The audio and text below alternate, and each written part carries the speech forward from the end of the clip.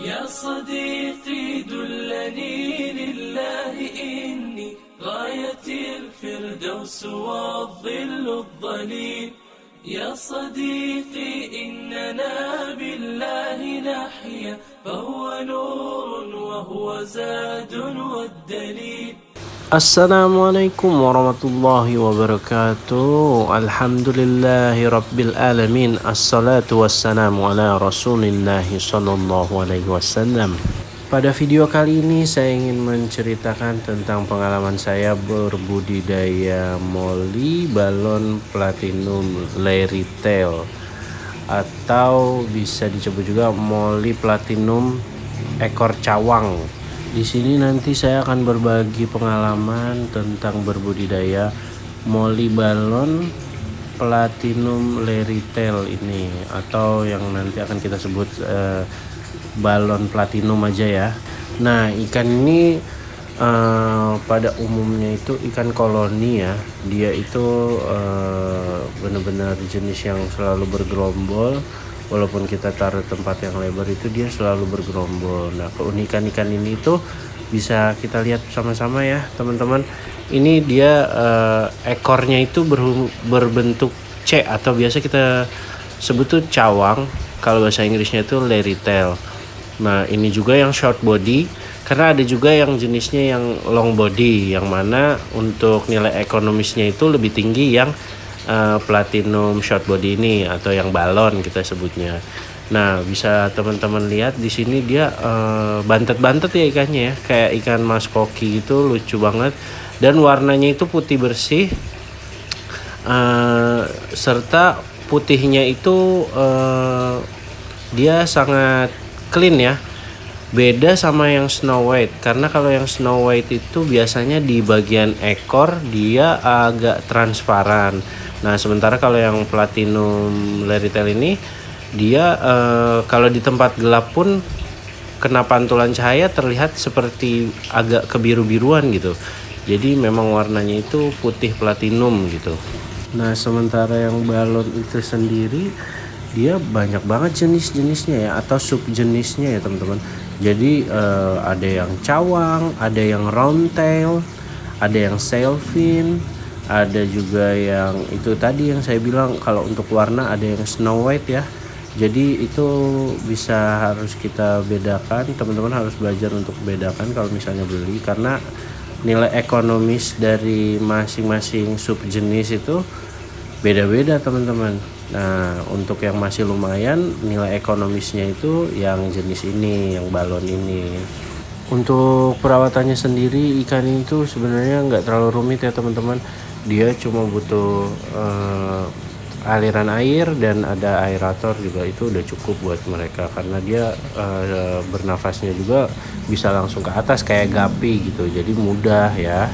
Dan untuk budidayanya sendiri juga itu terbilang mudah, karena ikan ini nggak bertelur teman-teman. Ikan ini beranak atau melahirkan anaknya, jadi kita nggak perlu repot-repot lagi untuk ngurus telurnya kayak ikan-ikan yang lainnya, karena pada saat ikan ini melahirkan anaknya itu udah bisa langsung berenang normal kayak induknya. Jadi udah langsung bisa cari makan juga gitu.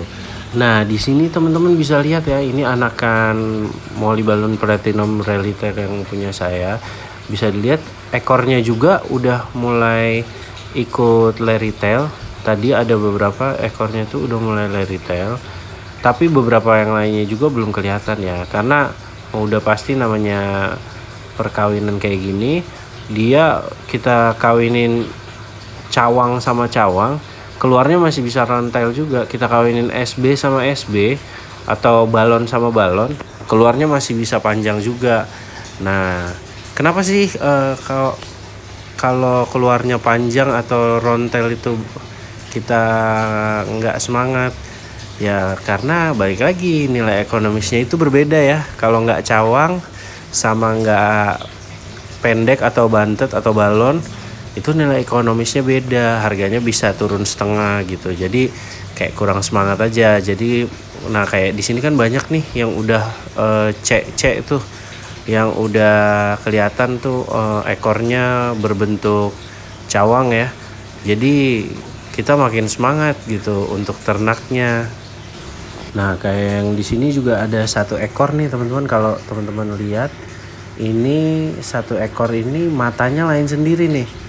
Matanya dia merah sendiri. Jadi yang lain kan matanya hitam, ini matanya merah sendiri. Rencananya akan saya sortir nih satu ekor ini nih. Saya juga penasaran untuk nanti besarnya tuh dia tetap mata merah atau berubah lagi, karena dari pengalaman saya untuk yang mata merah sendiri itu, genetik yang mata merah itu sendiri harganya juga beda atau nilai ekonomisnya beda. Nah, di sini saya mau nunjukin satu hal juga nih teman-teman. Jadi kalau teman-teman pelihara atau beli indukan Molly balon ini platinum, teman-teman ekspektasinya pasti anakannya itu pas keluar langsung putih atau gimana. Itu tuh salah ya teman-teman. Udah pasti anakannya itu pada saat keluar beberapa putih, dan mayoritas itu biasanya warnanya kayak gini. Dia kalau di kolam itu terlihatnya seperti hitam warnanya atau abu-abu. Nah, pada saat ditaruh di akuarium itu kecil-kecil, masih 1, 2, 3 hari, bahkan sampai 5 hari. Terkadang warnanya itu belum keluar ya. Jadi belum warna platinum, dia masih warna transparan, abu-abu atau hitam, cenderung ke hitam gitu. Karena banyak teman-teman yang bilang gini, setelah punya indukannya dan diternak di rumah, taunya kok anaknya hitam nih. Wah, saya merasa dibohongin atau gimana. Enggak ya teman-teman. Jadi teman-teman sabar aja, udah pasti nanti dia kalau udah gede itu warnanya ngikut jadi platinum juga. Yang penting genetiknya bagus, udah pasti jadi platinum juga. Paling yang bisa berubah-berubah itu ya ekornya, bisa jadi yang round tail, bisa jadi leery tail, atau badannya juga bisa jadi balon, bisa juga jadi yang long body ya. Jadi ya disitulah titik keseruannya gitu. Wah, kira-kira jadinya banyakan yang long body atau yang short body nih, yang apa namanya, balon. Ya rezeki-rezekian lagi ya, balik lagi teman-teman, udah diatur rezekinya. Nah, untuk yang teman-teman lihat sendiri di video ini adalah anakan yang paling tua di dalam akuarium ini. Itu usianya 3 minggu ya teman-teman, usianya 3 minggu paling tua. Nah, terus ada juga yang baru berapa hari gitu saya ambilin. Tadi saya mau ngambil yang masih baru lahir, cuman masih rentan banget dan susah seroknya karena dia ngumpet-ngumpet di bawah kolam. Nah, ini jadi kita akan lihat saya pelihara ikan ini tumpang sari sama lobster. Teman-teman bisa cek juga tuh videonya untuk yang lobster, barangkali tertarik untuk budidaya lobster juga. Ini saya pelihara bareng-bareng sama lobster. Dan ini indukan yang udah jumbo ya, udah size jumbo. Itu kira-kira size-nya tuh kalau realnya bisa sampai 6-7 cm. Ada sih yang sampai 8 cm juga. Untuk pemberian pakan sendiri saya pakai pelet Fengli ya. Untuk nomornya itu nomor 1.